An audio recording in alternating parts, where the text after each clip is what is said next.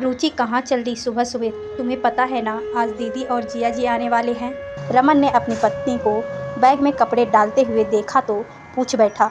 हाँ, मुझे पता है तुम्हारे बहन बनहोई आ रहे हैं, लेकिन मैं कोई इस घर की नौकरानी नहीं हूँ जो आए दिन सबकी हाजिरी बजाती रहूँ। मैं जा रही हूँ अपने मायके। तुम और तुम्हारी माँ संभालो अपने मेहमानों को, रुचि चिल्लाते हुए बोली। देखो रुचि, तुम्हें जाना है तो जाओ, लेकिन मेरी माँ और बहनों का रोज़ रोज़ अपमान करने की ज़रूरत नहीं है। वैसे भी तुम घर में करती हो क्या हो? साफ़ सफाई काम वाली करती है और रसोई में सारा दिन माँ ही काम करती है। रमन भी चिल्लाते हुए बोला।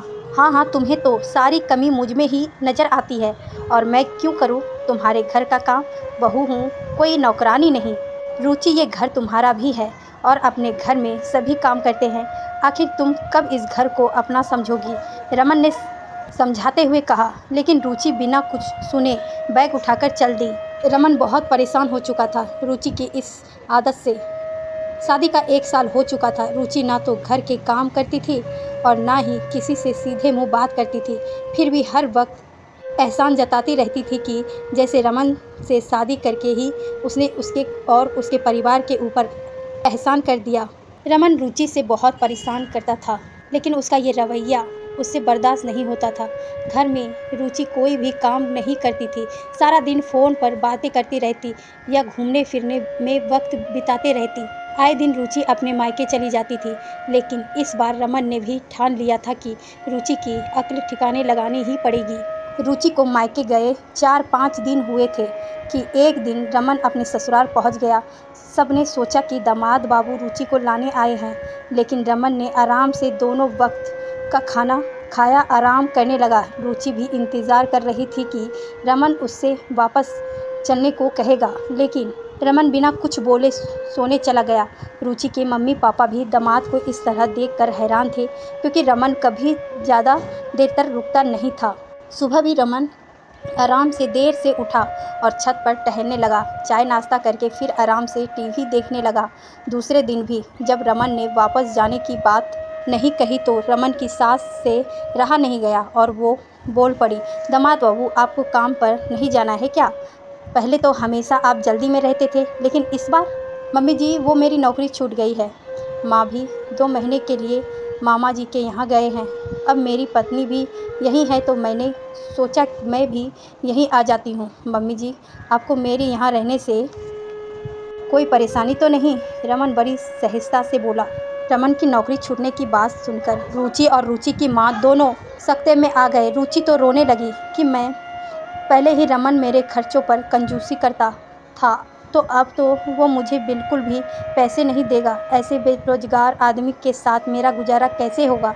अगले दिन रमन के ससुर जी ने रमन को समझाते हुए कहा। दामाद बाबू, आपकी नौकरी छूट गई है तो इस तरह हाथ पर हाथ धर कर बैठने से काम थोड़े ही चलेगा। आपको दूसरी नौकरी ढूंढनी चाहिए। आखिर परिवार चलाने के लिए काम तो करना ही पड़ेगा। पापा जी, लगता है आपको मेरा यहाँ रहना अच्छा नहीं लगता। अरे आखिर ये मेरा ससुराल है, यहाँ रहकर मुझे काम करने की क्या ज़रूरत है? वैसे भी मैं बहुत थक गया हूँ काम करते करते। कुछ महीने आराम करना चाहता हूँ, जैसे आपकी बेटी अपने ससुराल में आराम करने से रहती है। रमन की बात सुनकर रुचि के पिता बिफरते हुए बोला। दामाद बाबू, हमें पता नहीं था आप इतने कामचोर और निठल्ले हैं, नहीं तो हम अपनी बेटी का हाथ आपके हाथ में कभी नहीं देते। ऐसा निठल्ला दामाद हमें नहीं चाहिए जो हमारी बेटी की ज़रूरतों भी पूरी नहीं कर सकता। क्यों ससुर जी? दामाद कुछ महीने काम धंधा छोड़कर आराम से अपने ससुराल में नहीं रह सकता तो आपकी बेटी बिना कुछ किए हक जमा कर अपने ससुराल में कैसे रह सकती है? आपको निठल्ला दामाद नहीं चलेगा तो मेरे परिवार में निठल्ली बहू कैसे चलेगी? रमन की बात सुनकर सारे घर वाले एक दूसरे का मुंह ताकने लगे। रुचि भी शर्मिंदगी से नज़रें झुकाए खड़ी रही।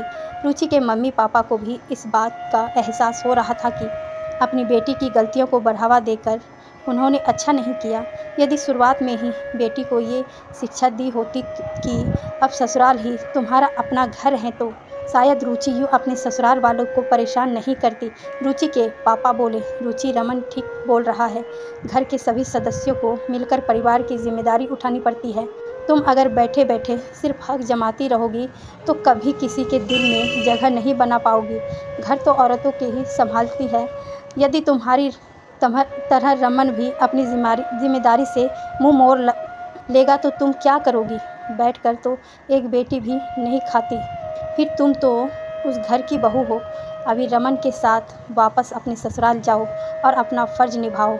आखिर उन्होंने रमन को और उसके परिवार से माफ़ी मांगी और रुचि को समझा बुझाकर उसके ससुराल वापस भेज दिया। रुचि की समझ में भी आ गया था कि बेटा हो या बहू, गृहस्थी की गाड़ी चलाने के लिए अपनी अपनी जिम्मेदारी नहीं उठाना ही पड़ता है, नहीं तो कहीं भी उसे इज्जत नहीं मिलेगी।